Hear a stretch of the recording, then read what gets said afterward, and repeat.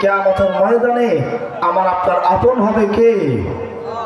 আল্লাহ তাআলা বলে, বান্দা আল-ইয়াওমা নাখতিমু আলা আফওয়াহিহিম ওয়া তুকাল্লিমুনা আইদিহিম ওয়া তাশহাদু আরজুলুহুম বিমা কানু ইয়াকসিবুন। আল্লাহ বলে, বান্দা শুনে নাও, শুনে নাও, শুনে নাও, তোমাদেরকে দুনিয়ায় আমি আল্লাহ পাঠাইলাম এই ক্ষণস্থায়ী জিন্দেগির মায়ায় পড়ে। বান্দা যদি আমি আল্লাহকে ভুলে যাও, কিয়ামতের ময়দানে আমি আল্লাহ ছাড়া তোমাদের কেউ আপন হবে না। সুতরাং দুনিয়ার মধ্যে কাকে ভালোবাসতে হবে?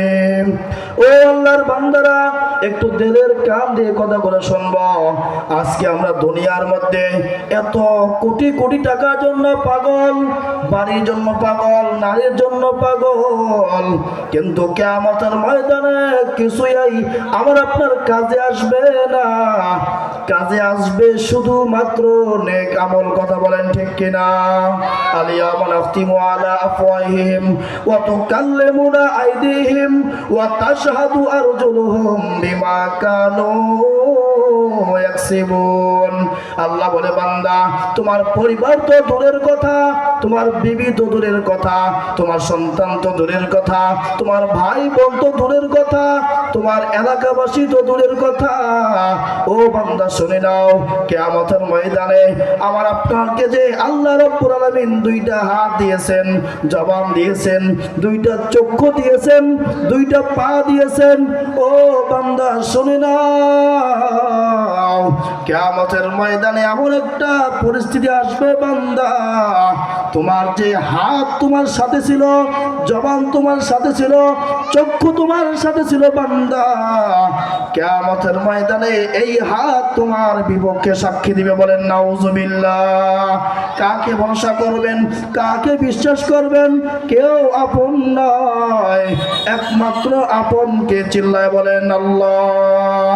ও আল্লাহর বান্দারা, কিয়ামতের ময়দানে জবান আল্লাহকে বলবে আল্লাহ, ও মালিক আল্লাহ। এই জবান দিয়ে আপনার বিরুদ্ধে কথা বলেছে, গালিগালাজ দিয়েছে, ফাহিশা কথা বলেছে, গুনাহের কথা বলেছে, জবান আপনার বিরুদ্ধে সাক্ষী দিবে, হাত আপনার বিরুদ্ধে সাক্ষী দিবে। আল্লাহ, এই হাত দ্বারা আপনার বান্দা গুনাহের কাজ করেছে, খারাপ জিনিস স্পর্শ করেছে। ও আল্লাহ, এই পা আল্লাহর কাছে সাক্ষী দিবে। আল্লাহ, এই পা দিয়ে আপনার বান্দা স্টেজে গেছে, নাচ গানের নর্তকীর স্টেজে গেছে, এই হাত পা দিয়ে হাঁটতে হাঁটতে বান্দা গুনাহের কাজে গেছে।